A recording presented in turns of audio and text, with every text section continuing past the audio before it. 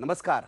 आणखी एका वेगळ्या इलेक्शन स्पेशल ग्रेट भेटमध्ये तुमचं स्वागत. मी या क्षणाला पुण्यामध्ये गोखले इन्स्टिट्यूट ऑफ पॉलिटिक्स आणि इकॉनॉमिक्समध्ये आहे आणि माझ्या सोबत आहेत doctor Suhas Palshikar. Doctor पळशीकरांना IBN लोकमतचे प्रेक्षक चांगलेच ओळखतात, कारण गेल्या 2009च्या लोकसभा निवडणुकीपासून आजपर्यंत झालेल्या सर्व निवडणुकांमध्ये त्यांनी आपल्यासाठी राजकीय विश्लेषक म्हणून काम केलं आहे. पण पळशीकरांची ओळख एवढीच नाही. देशामध्ये ज्या निवडणुका होतात त्यांचा वेध घेण्याचं काम ते गेली 20 वर्ष करतायत.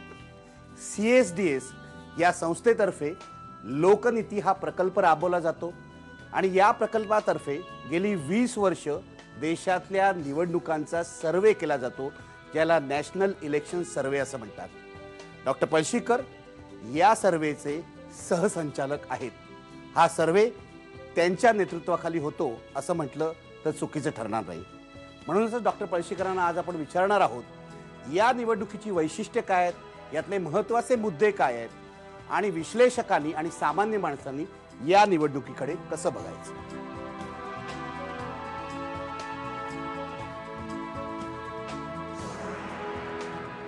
पळशीकर, नेहमीच आपण बोलतो पण आज जरा वेगळं बोलायचंय. निवडणुकीतले जे तात्कालिक मुद्दे असतात त्या पलीकडे जाऊन मला तुमच्याशी बोलायचंय. पण मी आता तुमची ओळख करून देताना प्रेक्षकांना असं सांगितलं की लोकनीती हा जो प्रोजेक्ट आहे त्यातर्फे जे गेली 20 वर्ष इलेक्शन सर्वे होत आहेत त्याचे तुम्ही को-डायरेक्टर आहात, सहसंचालक आहात. मला सुरुवातीला तुम्हाला हेच विचारायचं आहे की लोकनीतीचा हा प्रकल्प काय आहे आणि त्याचा उपयोग काय होतो. लोकनीती ही कल्पना 1995-96 मध्ये आम्ही काही मित्रांनी, राज्यशास्त्राचे जे अभ्यासक आहेत, प्राध्यापक आहेत, त्यांनी अंमलात आणायची असं ठरवलं आणि centre for the study of developing society CSDS या संस्थेमध्ये त्यातले काही सहकारी होते. काही आम्ही भारताच्या वेगवेगळ्या भागांमध्ये होतो.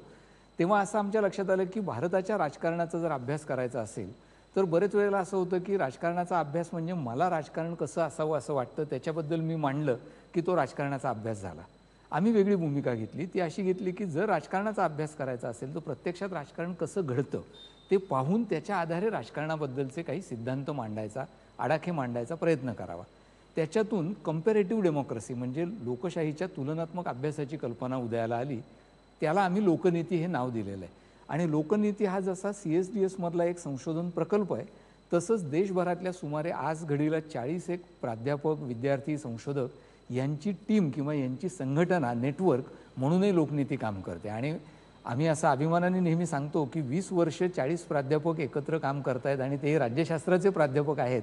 ही तशी भारतामध्ये दुर्मिळ गोष्ट आहे. आणि हे दुर्मिळ आहे, बरोबर आहे. आणि तुम्ही सातत्याने ही करताय, म्हणजे एक इलेक्शन केलं असंच नाही, लोकसभा, विधानसभा सर्व प्रमुख निवडणुका तुम्ही करताय. मला तुम्हाला विचारायचं आहे, या सगळ्या अभ्यासाच्या आधारे यावेळची निवडणूक आणि स्वतंत्र भारतातल्या या आधीच्या निवडणुका यामध्ये नेमका तुम्हाला काय फरक दिसतोय किंवा काय साम्य दिसतंय. खरं म्हणजे माहिती आहे का की निवडणुकींबद्दल इतकं कुतूहल असतं लोकांना आणि त्यामुळे आता आपण ही सगळी चर्चा करतो तेव्हा लोक वारंवार विचारत असतात की मला सेफॉलॉजीत यायचं आहे. आणि त्यांना दरवेळेला मी असं सांगत असतो की सेफॉलॉजीत येऊ नका, पॉलिटिकल सायन्समध्ये या. तुम्हाला जर भारताच्या राजकारणामध्ये स्वारस्य नसेल तर केवळ निवडणुकीची आकडेमोड करून कोण का निवडून आले हे सांगणं, म्हणजे मूळ शास्त्र जे आहे ते पॉलिटिकल सायन्स आहे, राज्यशास्त्र आणि भारताच्या राजकारणात सेफॉलॉजी त्याच्यातला थोडासा एक छोटा भाग येतो. आणि हे जे राजकारण आहे, भारताचं राजकारण असं आपण ज्याला म्हणू, त्याच्यात निवडणुका घडत असतात. त्यामुळे भारताच्या राजकारणात आपण जर पाहिलं तर एक 2-5 निवडणुका अशा निघतील की ज्या साध्या निवडणुका आहेत. नाही तर प्रत्येक निवडणुकीच्या वेळेला काहीतरी विशेष घडतं आणि त्यामुळे ती निवडणूक होण्यापूर्वी किंवा नंतर आपण असं म्हणतो की ही फार महत्त्वाची निवडणूक झाली. मी असं मानेन की 2004 असेल, 2009 असेल, या साध्या निवडणुका होत्या. तसं मागे जाऊन बोलायचं झालं तर कदाचित 62ची निवडणूक, 57ची निवडणूक या साध्या निवडणुका होत्या. पण मला या चाराच्या खेरीज अपवाद जर शोधायचे झाले साध्या निवडणुका कोणत्या तर सापडणं मुश्किल आहे. प्रत्येक निवडणुकीच्या वेळेला काहीतरी विशेष घडामोडी आजूबाजूला घडतात आणि त्यातनं राजकारण आणि निवडणूक यांचा एक प्रकारचा संबंध तयार होतो. तो जर तुम्हाला समजला तर मग या निवडणुकीचं महत्त्व काय ते कळायला किंवा कुठल्याही एका निवडणुकीचं महत्त्व कळायला सोपं जातं. पण मग या निवडणुकीचं म्हणजे यावेळची निवडणूक तुम्ही असं म्हणालात की 57, 62 किंवा 2004, 2009 या साध्या निवडणुका होत्या. म्हणजे तुमचं असं म्हणणं आहे की यावेळची निवडणूक ही साधी निवडणूक नाहीये, दिसत तरी नाहीये. म्हणजे काय आहे? कसं आहे, पाहता पाहता गेल्या वर्षभरामध्ये या निवडणुकीमध्ये काही अनेक असे महत्त्वाचे घटक निर्माण झाले की ज्याच्यामुळे या निवडणुकीचं महत्त्व पुढच्या काळामध्ये समजा 20 वर्षांनंतर या निवडणुकीकडे पाहिलं तर वेगळं वाटायला लागेल. त्यातलं एक अर्थातच सगळ्यांना माहिती असलेली गोष्ट आहे ते म्हणजे राष्ट्रीय पातळीवरती एका नेत्याच्या भोवती ही निवडणूक गुंफली गेली आणि ते या निवडणुकीचं माझ्या मते जवळपास गेल्या 30 वर्षांमध्ये पहिल्यांदाच घडणारं वेगळेपण आहे. 1980ची इंदिरा गांधींची निवडणूक जर सोडली तर त्याच्यानंतर एका नेत्याच्या भोवती निवडणूक झालेली नाही. 84ची निवडणूक कदाचित म्हणता येईल आणि ती राजीव गांधींची नव्हती, खरं तर ती इंदिरा गांधींचीच होती. त्यांची हत्या हे त्या निवडणुकीच्या पाठीमागचं खरं रसायन होतं. म्हणजे आपण असं म्हणूया 1952ची जी निवडणूक होती ती नेहरूंच्या भोवती फिरली. हो. 1971ची इंदिरा गांधींभोवती फिरली. बरोबर. आणि तुम्ही ज्या पुढच्या म्हणतात 80 आणि 85 सुद्धा इंदिरा गांधीच केंद्रस्थानी होत्या आणि आता नरेंद्र मोदी आहे. बरोबर. पण मग काय म्हणजे एका व्यक्तीच्या भोवती निवडणूक फिरणं हे तुम्हाला चांगलं वाटतंय, वाईट वाटतंय, घातक वाटतंय? मी नेहमी उत्तरं देताना तुम्हाला माहिती आहे मी असं म्हणतो की मला काय वाटतंय ते क्षणभर बाजूला ठेवूयात. पण पहिल्यांदा हे लक्षात ठेवलं पाहिजे की हे 30 वर्षांनी पहिल्यांदा होतं आहे. अचानकपणे 71 साली जसं झालं तसंच एका नेत्याच्या भोवती निवडणूक गुंफली जाणं हे लोकशाहीच्या दृष्टीने फारसं चांगलं नाही. आणि ते चांगलं नाही याचं कारण मला इंदिरा गांधी आवडतात का किंवा मला मोदी आवडतात का हा प्रश्न नसतो. तर नेतृत्व केंद्रित निवडणुका होणं याचा अर्थच इश्यूज, विषय, मुद्दे, समाज घटक या गोष्टी बाजूला पडणं. या अर्थाने मला असं वाटतं की ही निवडणूक वेगळी आहे. ही निवडणूक वेगळी आहे. पण मला सांगा की इंदिरा गांधींनंतर नरेंद्र मोदी म्हणजे इतक्या वर्षानंतर आता निवडणूक व्यक्तिभोवती फिरते. पुन्हा एकदा आपल्याला त्याच काळातले शब्द म्हणजे मजबूत नेतृत्व, स्ट्रॉंग लीडर हे ऐकायला मिळत आहे. बरोबर. असं का झालं? मधल्या काळात मजबूत नेतृत्व नव्हतं म्हणून किंवा अशी जी ज्याला अशी ठोस प्रबळ व्यक्ती म्हणता येईल अशी नव्हती म्हणून हे झालंय का? व्यक्ती नव्हती म्हणून नव्हे तर व्यक्ती असल्या तरी त्यांना अनुकूल अशा प्रकारचं राजकारण तेव्हा नव्हतं. उदाहरणार्थ आपण जर 1989 पासूनच्या निवडणुका पाहिल्या तर असं दिसतं की काँग्रेस डळमळीत होण्याचा हा सगळा काळ आहे. काँग्रेसच्या ऱ्हासाचा काळ आहे.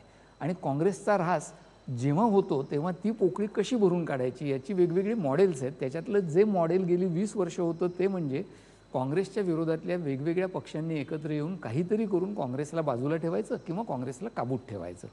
दुसरं मॉडेल जे आहे ते आत्ता उपस्थित होतं आहे आणि ते पुढे येण्याची सुरुवात झालेली आहे असं आपल्याला दिसतं. ते म्हणजे काँग्रेसला ठाम विरोध करणारा एक कोणीतरी नेता की जो काँग्रेस विरोधाचं प्रतीक बनतो असा नेता उभा राहणं. पण त्याला दुसरी इतर अनेक कारणं आहेत. म्हणजे गेल्या 20-25 वर्षामध्ये आपल्या समाजामध्ये ज्या वेगवेगळ्या अस्वस्थता निर्माण झालेल्या आहेत त्याच्यातनं लोकांमध्ये हे क्रेव्हिंग, ही एक अभिलाषा की कोणीतरी एक नेता असावा आणि त्यांनी हे सगळं नीट करावं. मग ती अभिलाषा, ते क्रेव्हिंग हे मध्यम वर्गातही आहे तसंच ते सामान्य गरीब वर्गामध्ये सुद्धा आहे की हे सगळं जे काही आजूबाजूला मला न कळणारं राजकारण आहे ते बाजूला ठेवून सरकार नीट चालवणारा आणि देशाचं भलं करणारा कोणीतरी एक उपकार करता यावा आणि त्यांनी हे सगळं बदलून टाकावं. आणि हे भारतातच घडतं असं नाही, जगाच्या पाठीवर अनेक देशांमध्ये वेगवेगळ्या कालखंडांमध्ये हे घडलेलं आहे. मला असं वाटतं की भारतात आत्ता गेल्या 20-25 वर्षांमध्ये जेव्हा आपण मंडलचा प्रश्न असेल किंवा जमातवाद आणि राम मंदिराचा प्रश्न असेल ह्यांना मागे टाकून पुढे जायचा प्रयत्न करतोय त्यावेळेला जी दिशाहीनता समाजामध्ये येते त्या दिशाहीनतेमध्ये अशा प्रकारच्या नेतृत्वाबद्दलची एक आस निर्माण होते माणसाच्या मनात.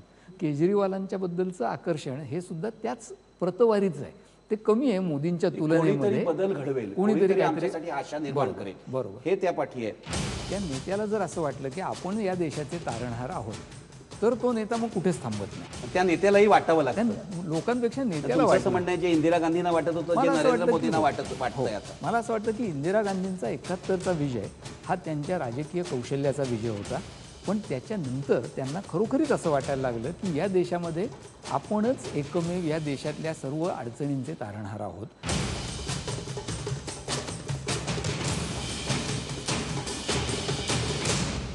71 साली मला आठवतंय इंदिरा गांधींचं नेतृत्व असंच उभं राहिलं होतं. आधी त्यांचं वर्णन डॉक्टर लोहियांनी गुंगी गुडिया असं केलं होतं आणि हळूहळू त्या दुर्गा झाल्या. 71चा जो विजय झाला बांगलादेशाच्या लढाईतला त्यानंतर त्यांचं कणखर नेतृत्व पुढे आलं. ते कणखर नेतृत्व, मोदींचं कणखर नेतृत्व कशी तुम्ही तुलना करता? आणि ह्यामध्ये एक मला विचारायचं आहे की लोकप्रिय नेते तर अटल बिहारी वाजपेयी पण होते, मग त्यांचं असं स्ट्रॉंग नेता, कणखर नेता अशी इमेज का निर्माण झाली नाही?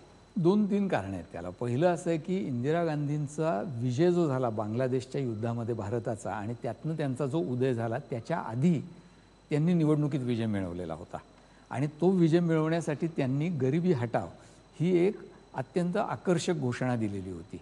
मुद्दाम गरीब, ग्रामीण आणि दलित आणि आदिवासी आणि अल्पसंख्याक यांना एकत्र आणून त्यांच्याशी थेट एक नेता संवाद साधू पाहत होता. तो म्हणत होता की मी भारताशी तर संवाद साधीनच, पण माझा संवाद हा जास्त तुमच्याशी आहे. आणि ते जे जोडलं जाणं होतं इंदिरा गांधींचं ते त्यावेळेला घडून गेलं. त्याच्यानंतर बांगलादेशच्या युद्धामुळे त्यांचं नेतृत्व आणखीन प्रबळ झालं. त्यामुळे हा पहिला फरक आहे. दुसरा फरक, इंदिरा गांधींच्या वेळेला आजच्यासारखं माध्यमांचा स्फोट झालेला नव्हता आणि त्यामुळे जे काही झालं ते त्यांनी थेट लोकांशी संपर्क साधण्यामधनं झालं होतं. आणि तिसरं, वाजपेयींचं जर म्हणाल तर वाजपेयींना त्यांच्या पक्षाचा नव्हता पाठिंबा, माध्यमांचा पाठिंबा नव्हता. आणि शिवाय वाजपेयींचं मला असं वाटतं की नेतृत्वाचं एक शैली अशी होती की ज्याच्यात आपल्या नेतृत्वाचं किती स्तोम माजवायचं याला एक मर्यादा त्यांच्या स्वतःच्या व्यक्तिमत्वामधनं निर्माण झालेली होती. हे तुम्ही म्हणताय ते इंटरेस्टिंग आहे. म्हणजे त्या नेत्याला सुद्धा वाटावं लागतं, बरोबर, की आपली प्रसिद्धी झाली पाहिजे, आपलं स्तोम माजलं पाहिजे. किंवा तुम्हाला मी थोडंसं वेगळं म्हणेन की त्या नेत्याला जर असं वाटलं की आपण या देशाचे तारणहार आहोत तर तो नेता मग कुठेच थांबत नाही. त्या नेत्यालाही वाटावं लागतं.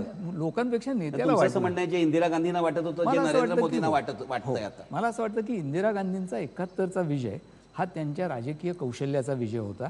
पण त्याच्यानंतर त्यांना खरोखरीच असं वाटायला लागलं की या देशामध्ये आपणच एकमेव या देशातल्या सर्व अडचणींचे तारणहार आहोत आणि त्यामुळेच त्यांनी आणीबाणी आणली. मला आता आठवत नाही कारण त्यावेळेला मी लहान होतो. पण इंदिरा गांधींच्या काळात आत्ता जो हाईप तयार झालेला आहे मोदींच्या बाबतीत, की हा माणूस आहे जो देशामधली परिस्थिती बदलेल, हा माणूस आहे काहीतरी परिवर्तन घडवेल आमच्या जीवनामध्ये. म्हणजे तुम्ही रस्त्यावर जाऊन सामान्य माणसाशी बोललात तर अनेकांना असं वाटतं की नरेंद्र मोदी आमच्या आयुष्यामध्ये बदल घडवू शकतील. त्या काळामध्ये, इंदिरा गांधीच्या काळामध्ये सुद्धा अशीच आशा निर्माण झाली होती का? कमी अधिक प्रमाणात हो असं मी म्हणेन. तशीच आशा निर्माण झाली होती. त्याला कारण पुन्हा त्याच्या आधीच्या 3-4 वर्षांमधली आर्थिक स्थिती आणि एकूण भारताच्या स्वातंत्र्यानंतरचा पहिला आनंद जो असतो तो संपण्याची वेळ जी आलेली होती ती त्या टप्प्यावरती आलेली होती.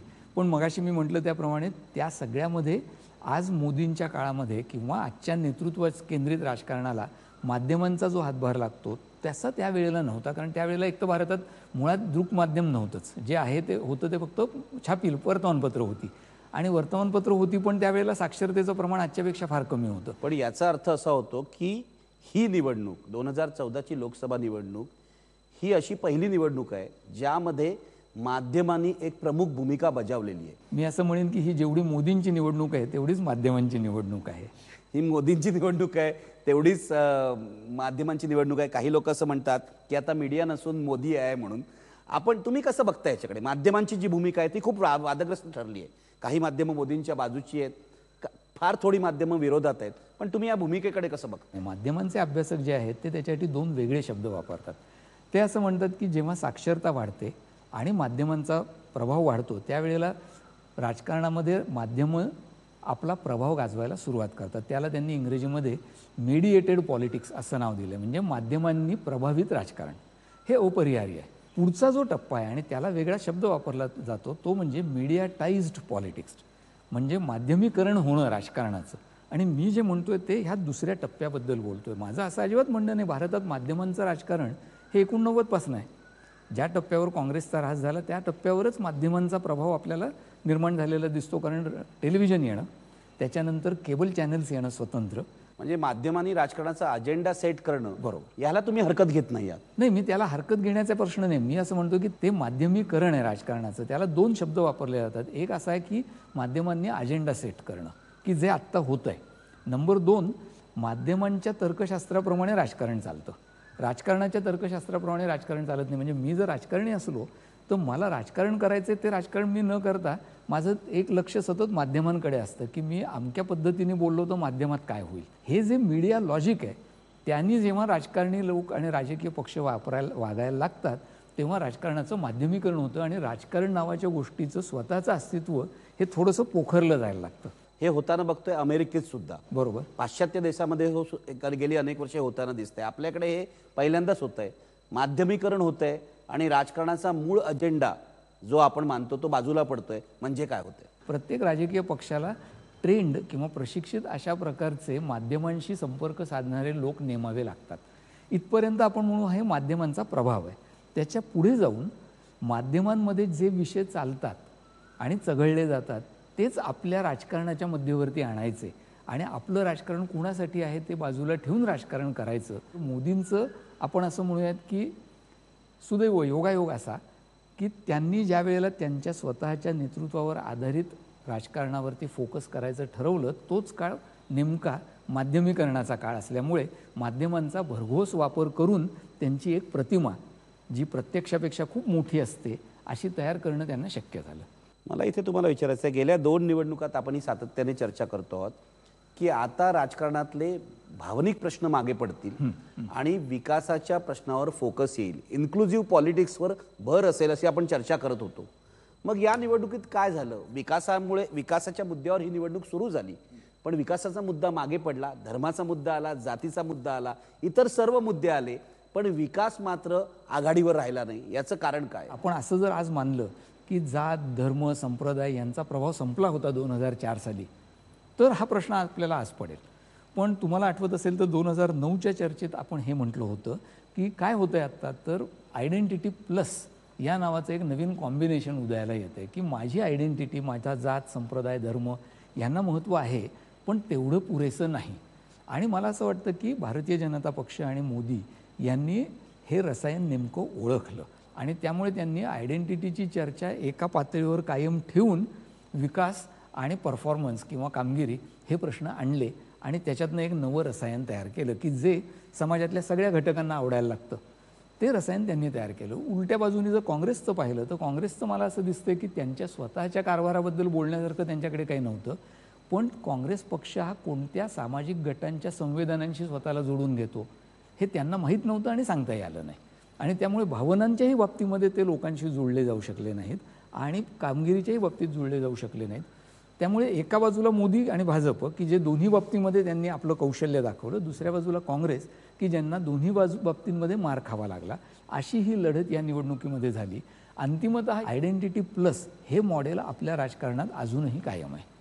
आयडेंटिटी प्लस असं हे मॉडेल आहे ज्याच्यामध्ये विकासही येतो, विकासाची एक आशा लोकांच्या मनात निर्माण करणं येतं. पण मला तुम्हाला विचारायचं आहे, UPAचं सरकार इथे 10 वर्ष आहे, त्यांचा असा दावा आहे आम्ही गरिबांसाठी या देशातल्या दुर्बल घटकांसाठी कल्याणकारी योजना राबवल्या.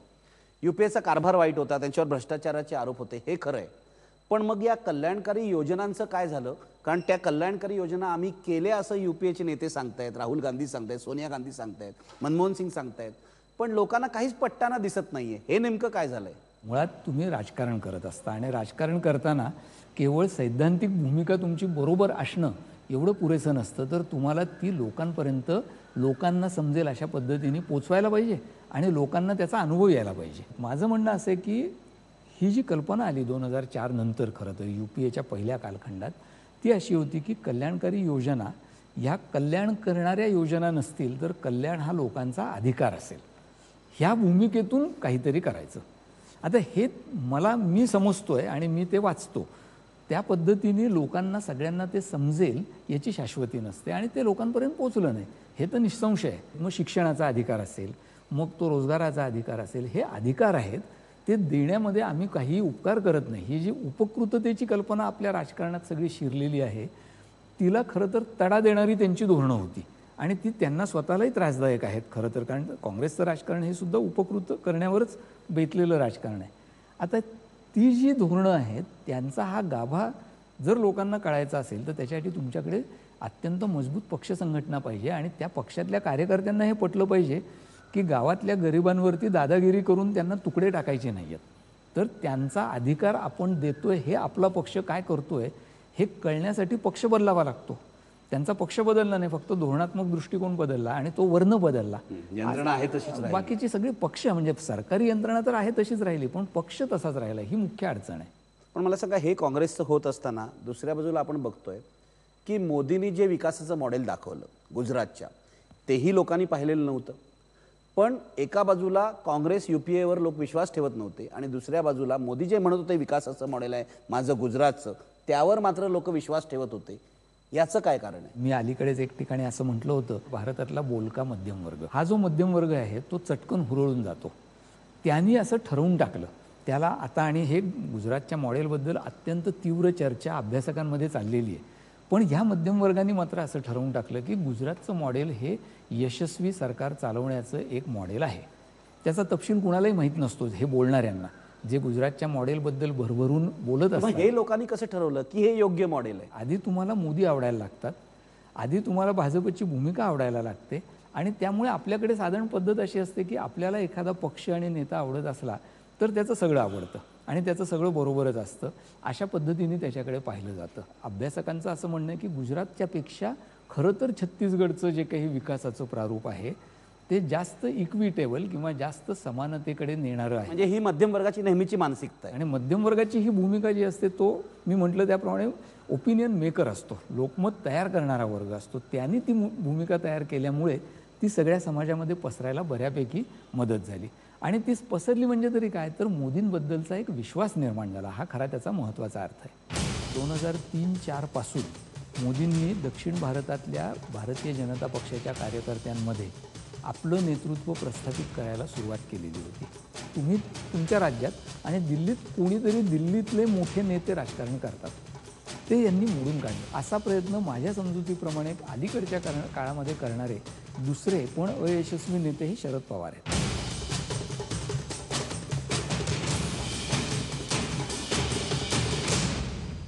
मला तुम्हाला विचारायचं आहे, नरेंद्र मोदी हे भारतीय राजकारणातले, स्वातंत्र्योत्तर भारतीय राजकारणातले असे एक नेते आहेत जे मुख्यमंत्री आहेत आणि आता पंतप्रधान बनू पाहत आहेत. असं भारतीय राजकारणात झाल्याचं आधीचं उदाहरण नाही की मुख्यमंत्री राष्ट्रीय नेता बनला. प्रादेशिक नेता राष्ट्रीय पातळीवर येणं आणि तो पंतप्रधान बनू इच्छिणं ही प्रक्रिया, आणि आजपर्यंत गेल्या 20 वर्षात जे प्रादेशिक सगळे नेते बनले होते, आपापल्या राज्यात दादा बनले होते, त्या सगळ्या राजकारणाचं आता काय होणार आहे? तुम्ही जे म्हणताय तसं विश्वनाथ प्रताप सिंगांच्या बाबतीत होतं, पण ते अयशस्वी ठरले एका अर्थाने. पण ते मुख्यमंत्री फार थोडा काळ होते. हो, चरण सिंग होते. त्यांचा तो उत्तर प्रदेशच्या राजकारणामध्येच बऱ्यापैकी आधी पाया होता आणि पुढे ते जेव्हा वरती जायचा प्रयत्न केला तिथे अयशस्वी झाले. चरण सिंग आणि व्ही पी सिंग बरोबर आहे, आधी मुख्यमंत्री थोडा काळ होते, पंतप्रधान झाले, पण त्यांचं निवडणुकी आधी राष्ट्रीय नेतृत्व असं एस्टॅब्लिश झालेलं नव्हतं जे मोदींनी स्वतःचं केलं. बरोबर. मोदींच्या बाबतीत मला असं वाटतं ही चर्चा बराच काळ पुढे करत राहायला लागणार आहे, कारण हे अचानक झालेलं नाही आहे. माझी जर माहिती चुकीची नसेल तर 2003-04 पासून मोदींनी दक्षिण भारतातल्या भारतीय जनता पक्षाच्या कार्यकर्त्यांमध्ये आपलं नेतृत्व प्रस्थापित करायला सुरुवात केलेली होती. 2006-07 पासून दक्षिण भारतीय भाषांमध्ये मोदींच्या कर्तबगारीविषयीची पुस्तकं प्रसिद्ध झालेली आहेत. त्यामुळे मोदींनी हे अचानक केलेलं नाही आहे. तुम्ही दक्षिण भारतातल्या भाषा, मी दक्षिण भारताबद्दल बोलतो आणि मी कन्नड पुस्तक पाहिलेलं आहे उदाहरणार्थ. तर हे अचानकपणे गेल्या वर्षी झालेलं नाही आहे. 12-13 साली नाही ठरलं मोदींचं. 12-13 साली त्यांनी असं ठरवलं की आता जे काही करायचं ते उघडपणे भाजपमध्ये आपला ताबा प्रस्थापित करायचा. एका अर्थाने मोदी नशीबवान आहेत. ते अशा अर्थाने की गेल्या 20-25 वर्षात प्रादेशिक नेत्यांचं महत्त्व प्रस्थापित झाल्यानंतरच्या काळात त्यांनी आपलं प्रादेशिक नेतृत्व हे राष्ट्रीय नेतृत्व बनवण्याचा प्रकल्प हाती घेतलेला आहे. तोपर्यंत हा मुद्दा आता मान्य झालेला होता की एखादा प्रादेशिक पातळीवरचा नेता हा देशाचा नेता होऊ शकतो. हा माझ्या दृष्टीने भारताच्या राजकारणातला एक फार महत्त्वाचा टप्पा आहे. आणि पुन्हा गंमत अशी असते की एका नेत्याभोवती निवडणूक होणं जरी लोकशाहीच्या दृष्टीने चांगलं नसलं तरी प्रादेशिक नेतृत्वाला अशा पद्धतीने राष्ट्रीय पातळीवर जाण्याची संधी मिळणं हे मला असं वाटतं की लोकशाहीच्या दृष्टीने फार महत्त्वाची घडामोड आहे. कारण नाही तर कल्पना अशी असते की तुम्ही विभागणी करता की तुम्ही तुमच्या राज्यात आणि दिल्लीत कोणीतरी दिल्लीतले मोठे नेते राजकारण करतात. ते यांनी मोडून काढलं. आणि म्हणून मी जो चरण सिंग आणि यांचा उल्लेख केला तो एवढ्यासाठी की त्यांनी मुळात त्याची सुरुवात केलीच होती. असा प्रयत्न माझ्या समजुतीप्रमाणे अलीकडच्या काळामध्ये करणारे दुसरे पण अयशस्वी नेते हे शरद पवार आहेत. शरद पवारांनी असा प्रयत्न केला होता. पण मग अशा परिस्थितीमध्ये आता मोदी जर पंतप्रधान झाले तर एक मुख्यमंत्री पंतप्रधान होईल. गुजराती अस्मितेपासून त्यांनी सुरुवात केली आणि आता राष्ट्रीय अस्मितेकडे गेलेले आहे. प्रादेशिक नेतृत्वाचं काय होणार आहे? कारण आपण गेले 20 वर्ष असं मानत होतो की प्रादेशिक ज्या धारणा आहे, प्रादेशिक अस्मितेचं राजकारण आहे तेही महत्त्वाचं होतं आहे, त्यालाही बळ मिळतंय. त्याचं काय होणार आहे? प्रादेशिक नेतृत्व हे परत प्रादेशिकच होणार. गेल्या 20 वर्षातला फरक हा आहे की दिल्लीतल्या राजकारणात मग ते परराष्ट्र धोरण असू दे नाहीतर उद्योग धोरण असू दे काय असावं ह्याच्यामध्ये प्रादेशिक नेते आणि प्रादेशिक पक्ष भूमिका घ्यायला लागले होते. ही लोकशाहीच्या दृष्टीने फार महत्त्वाची घडामोड होती.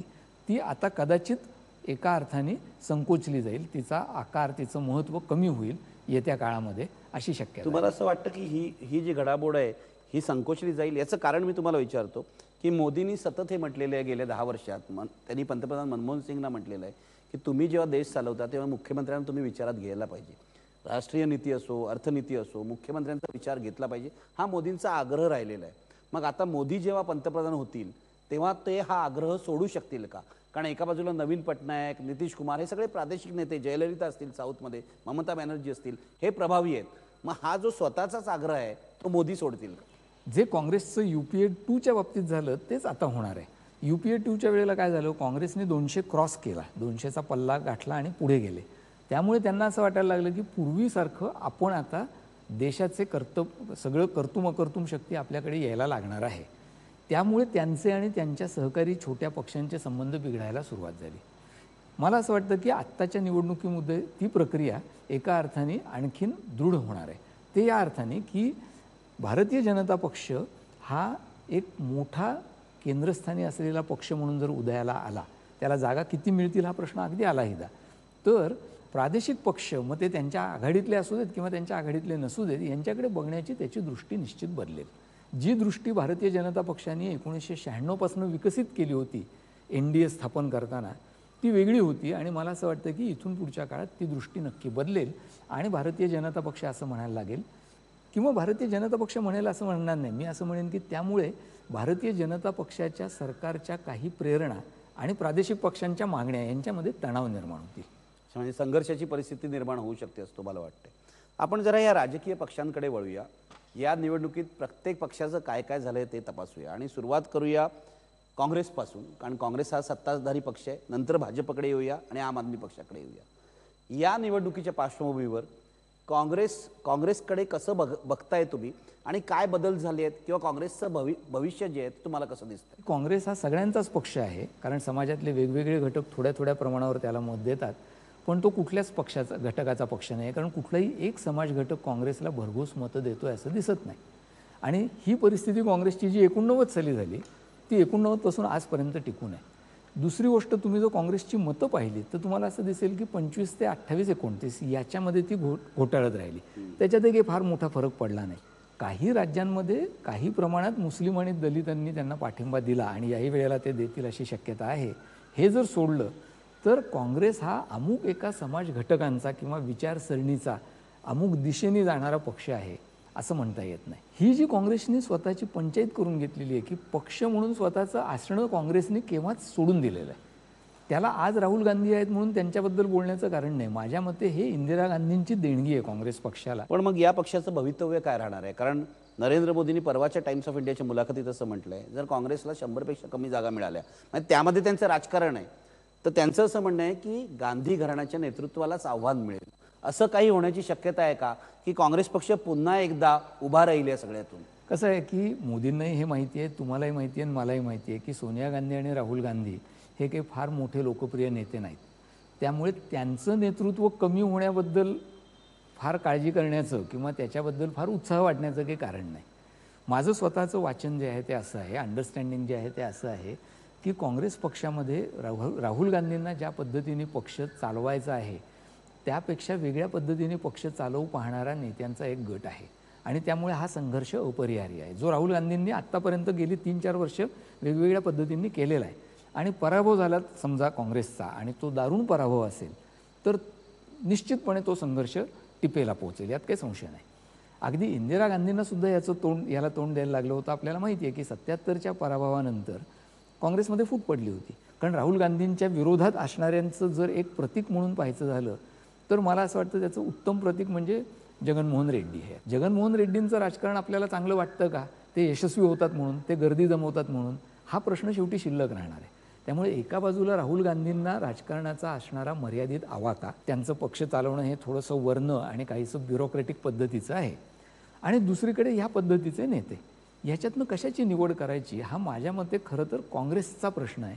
अन्यथा खरोखरी काँग्रेस पक्षाची पुन्हा एकदा जशी 90च्या दशकात वाताहत झाली आणि राज्यात काँग्रेस पक्ष आले, तिवारींची काँग्रेस वेगळी, माधवराव शिंदे यांची काँग्रेस वेगळी, हिमाचलातली काँग्रेस वेगळी, हे राज्यात झालं होतं 90च्या दशकाच्या मध्यावर. ती प्रक्रिया आत्ता होऊ शकते आणि त्या प्रक्रियेनंतर परत एकदा पुन्हा काँग्रेसच्या नावाने काँग्रेस नावाचं काहीतरी एक रसायन कसं तरी करून उभं राहील. असं पुढच्या 5 वर्षांमध्ये घडेल असं मला वाटतं. पक्षाचं काय होईल त्या पक्षाच्या लोकांना ठरवायला लागेल, सरकारचं काय होईल 16 तारखेला ठरणार आहे. पण काँग्रेस नावाची जी एक कल्पना आहे त्या कल्पनेकडे आपल्याला दुर्लक्ष करून चालणार नाही. आणि माझा मोदींच्या काँग्रेस मुक्त भारताच्या कल्पनेला जो विरोध आहे, ज्याचा मी प्रतिवाद केलेला आहे, तो त्याच्या संदर्भात केलेला आहे. त्याच्यात धोका असतो, कारण तुम्हाला त्यामुळे असा शिक्का मारून बसतो की तुम्ही काँग्रेसवाले आहात. आणि त्यामुळे मला दरवेळेला हे म्हणायला लागतं की काँग्रेसचं सरकार वाईट आहे, काँग्रेस पक्ष वाईट आहे. पण काँग्रेस नावाची जी एक कल्पना इथे महात्मा गांधींपासून आणि नेहरूंपासून निर्माण झाली, ती कुठल्या ना कुठल्या स्वरूपात इथे राहणार. कुठल्या ना कुठल्या स्वरूपामध्ये पुनर्रचना किंवा पुनर्घटना होईल. ती घटना 5 वर्षांनी घडेल का 10 वर्षांनी घडेल. राहुल गांधींना ते अद्यापपर्यंत जमलेलं नाही, हे आपण डोळ्यांनी पाहतोय. जो काही भारताचा विकास होणार आहे तो सगळ्यांपर्यंत कसा पोहोचेल हे आव्हान मला असं वाटतं कायम राहणार आहे. आणि त्याच्यासाठी आत्ताच्या घडीला तरी आपल्या कुणाकडेही एक कुठली तरी जादूची कांडी आहे, कुणाही एखाद्या अर्थतज्ञाकडे त्याच्यासाठीचं धोरण आहे असं मला वाटत नाही.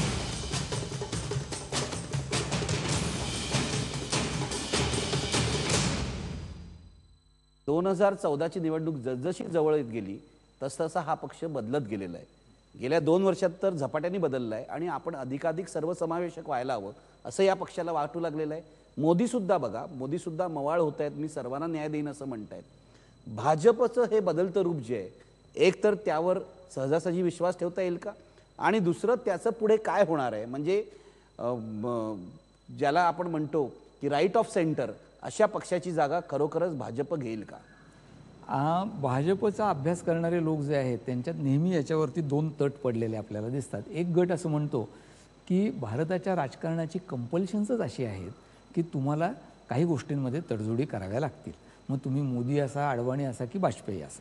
दुसऱ्या बाजूला भारतीय जनता पक्ष, त्याची आत्तापर्यंतची वाटचाल आणि त्याच्या नेत्यांचे काही आग्रह यांच्याबद्दल काही अभ्यासकांचं म्हणणं असं आहे की हे जे आग्रह आहेत ते यानं त्या स्वरूपात वर डोकं काढणार. आणि त्यामुळे मला असं सतत वाटतं की भारतीय जनता पक्षाला स्वतःचं एक स्थान आहे आणि ते आपण लक्षात घेतलं पाहिजे. ते स्थान आज अचानक निर्माण झालेलं नाही आहे. ते स्थान 80 साली पक्ष स्थापन झाला तेव्हाही निर्माण झालेलं नाही आहे.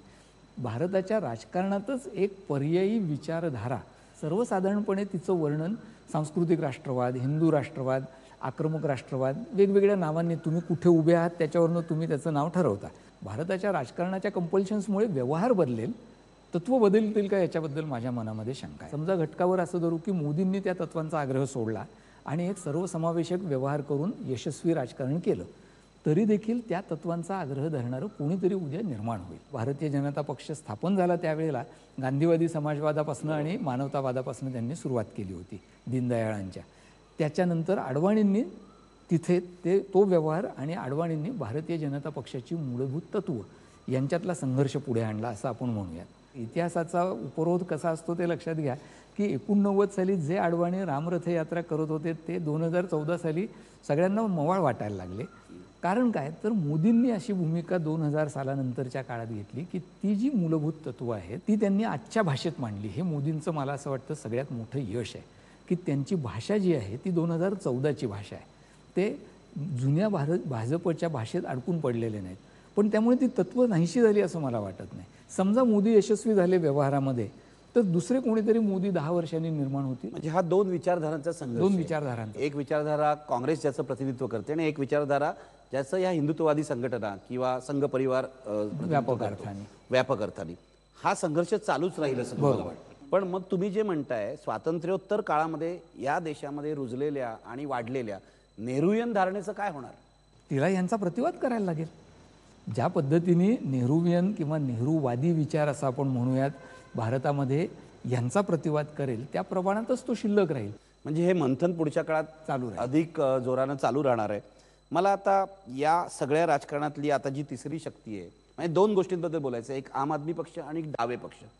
आम आदमी पक्षाकडे तुम्ही कसं बघताय, कारण त्यांनी सुरू केलं 1 वर्षापूर्वी आणि काही नवीन आशा त्यांनीही निर्माण केली.